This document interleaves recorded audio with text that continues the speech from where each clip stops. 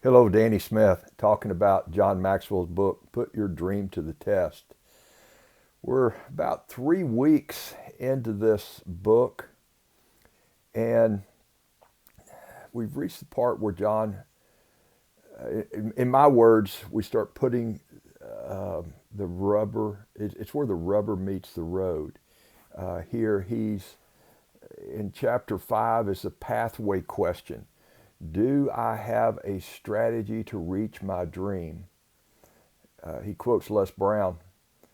We must look for ways to be an active force in our lives. We must take charge of our own destinies, design a life of substance, and truly begin to live our dreams. I'm going to repeat part of this. We must take charge of our own destinies, design a life of substance, and truly begin to live our dreams. In this chapter, John really starts. He starts talking about departure points and end points, and those are partly my words. But where are you at now? Where do you want to be? So I'm going to read through some of my notes from this chapter. Again, if you don't have this book, buy the book.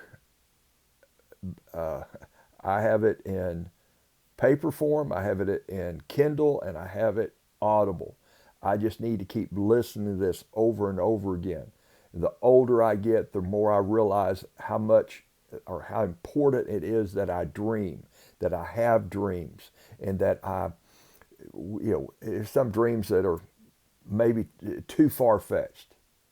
And I say maybe because I don't want to think, I'm scared, literally fearful of limiting myself with dreaming. I didn't limit myself at 8 years old when I wanted a horse and ended up talking my dad into a horse. I didn't limit myself at 12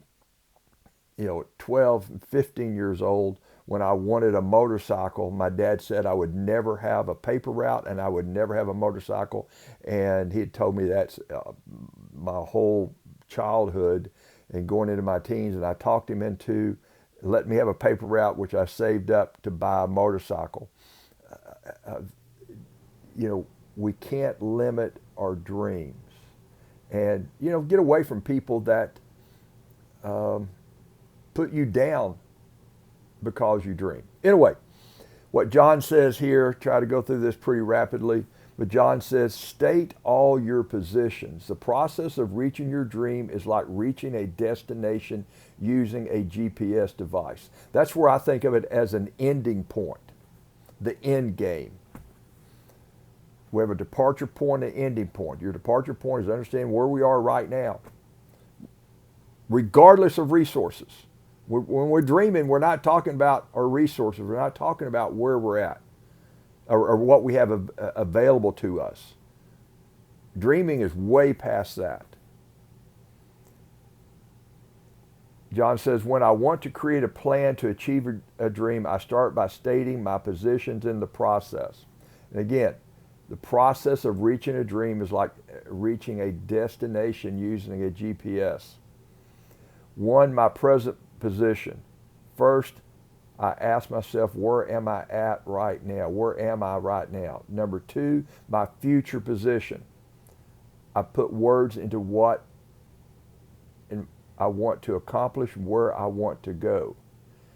I do this by asking, what will my dream look like when I achieve it? Three, the positions in between. Then I try to figure out the pathway that lies between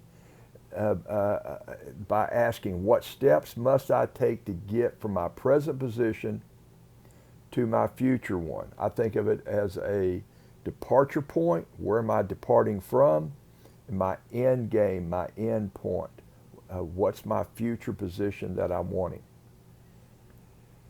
Then, so you start off with about your position, understand your position, where you're at and where you're going, and then John says, examine all your actions. He quotes another author, Ruskin.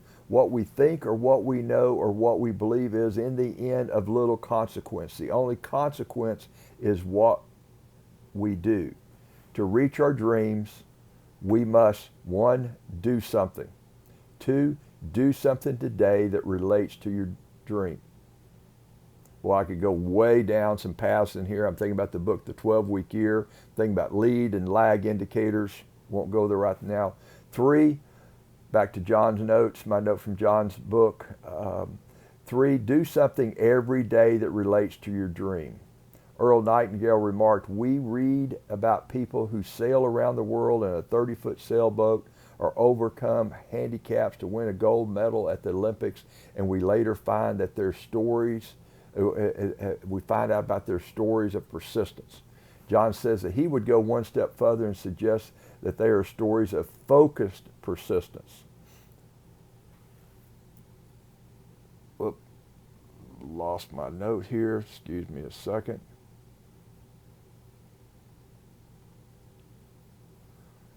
Problem with digital notes. If somebody calls you right in the middle of it. Focus persistence. If you do the right things day after day, then you will make progress and you will eventually achieve what you set out to do, and that's what matters. So hit that again. Do something every day.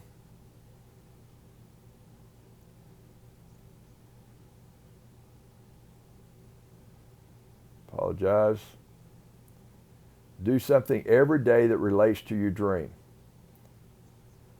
Focused persistence. Do the right things day after day, then you will make progress and you will eventually achieve what you set out to do, and that's what matters. Next, consider all your options.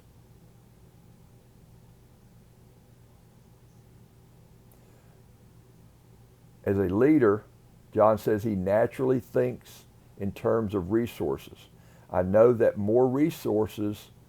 the more resources that come into play to achieve any goal, the greater the chances of success. So I took stock, and here's my evaluation of what I had. And he's talking specifically here about an idea that he had for a book. You've got an idea for, and this was John dreaming about a certain book. And he talks about how he dreams. You've never heard John Maxwell talk about the process that he goes through. He starts dreaming about something. Idea comes forth from that dream. He starts putting together all of his notes, carries around yellow pads, end up with maybe 3 or 4 yellow pads full of ideas, copies them into an outline, more details. Then he gives it to his writer. That puts all of that together, and this writer only writes for John, and he's listened to John, and he understands John's style, and this is the way John now writes books. But anyway, he starts off with an idea. He has a team, and we all need teams to achieve our goals. We have to have teams to achieve our goals. Different subject and a pathway on that. If we're a single contributor in our business, we still need teams. We have a deadline. So John says, starts off with an idea, a team, a deadline, creativity, opportunity. He brings all of those together. Again, I'm going to repeat that a little bit. We're talking about an idea, a team, a deadline, the creativity, and then the opportunity. So all of that was a lot of work. Now this is about, I just summarized, I just gave some 4 bullet points there of about 8 pages out of the book. All of that was a lot of work, but it only gave us the opportunity to proceed. And he says at that point, that's when you have to take advantage of the opportunity. He says to think about your dream. You need to engage every resource you have in order to make your dream come true. Next, remove all your non-essentials. Removing non-essentials from your daily routine will be a constant struggle, but it is worth fighting for. Why? Because most people who fail to reach their dream aren't stopped because of a barrier that confronted them, an insurmountable barrier. No, they often become worn out trying to carry out too many things on their journey. If you want to reach your dream, you need to let go of the things that don't really matter so that you can accomplish the things that really do. At that point, you're going to have to embrace your challenges.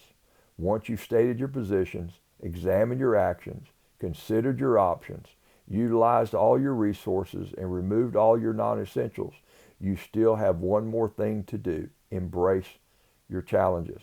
The pathway to every dream is filled with challenges. Expect them. Better yet, prepare yourself to face them. Wouldn't you rather look ahead, and I'm quoting out of John, out of the book here, wouldn't you rather look ahead and prepare than have to look back and regret? You can probably envision your dream. Now envision yourself overcoming some of the challenges you will face. The first is failure. Everyone experiences failure in pursuit of their dreams. One of your goals, really think about this, one of your goals is to keep hanging on to your dream through your failures. A goal is to hang on to your dream through your failures. The second challenge you will have to face and overcome is inflexibility. John quotes retired Army General Wesley K. Clark. There are only two kinds of plans. Plans that might work and plans that won't work. I love it. There's no such thing, guys, as a perfect plan. You have to take a plan that might work and make it work, which means you have to be flexible. Remember that while the dream may stay the same, everything else is subject to change. Your plan's not going to work. My plans don't work. John's plans don't work. I have a mentor. I was listening to a Zoom. I was on a Zoom call with Paul Martinelli this morning. I remember Paul telling me 5, 7, 8 years ago, Danny, if your plan works for this, I'm going to be pissed, because no plan really works. People's plans don't work. You have to be flexible, and John's reiterating this right here, that they're all subject to change. The timelines, the resources, the assumptions, the plans, the team members. Let me say something right now. This isn't in this part of the book. I don't know if it's even in this book, but you don't understand all your resources. You don't have the resources you need to achieve your dream. The resources will become available as they're needed. Right now, you think you need something. Right now, all you probably need is time, and you can make time. You can manufacture time. Got a book right here beside me, Carpe Diem Redeem by Guinness, Os Guinness. Time redeemed. You can redeem time. You can make time. That's the number one resource you need. The rest of your resources will become available as you need them. Back to the notes in the book. I'm going to end with what John calls, here's the end of the chapter, can you answer yes to the pathway question? Do I have a strategy? Do you have a strategy to reach your dream? As you consider your strategy, use the acronym SECURE, S-E-C-U-R-E, to help you with the planning success. 1S, state your position. What's your starting point? What's your end point? What steps do you expect to lie between? E, examine all your actions. What actions? Now, you're not going to know all your actions, but go ahead and list out the ones that you can think about. I keep a little, I use it's called a mole, little diaries. They're only about 50 pages, and they're bound together with strings, so you can fold it real well. I buy them at Barnes and Nobles. You buy a 3-pack for, I don't know, about $5, I think. And so just for every one of those little booklets are specific to a project that I'm working on. Yeah, and I carry it around with me so I can put notes in it because ideas are going to come to you, things are going to come to you. Write that stuff down. Just continue to write about it, journal about it. So back to this secure thing. S, state all your positions. E, examine your actions. C, consider your options. U, utilize your resources. R, remove all your non-essentials. E, embrace your challenges. Positions, actions, options, resources, non-essentials, and challenges. So you're securing your pathway. Thanks. Stand by, stay tuned for more about John Maxwell's book, Put Your Dreams to the Test.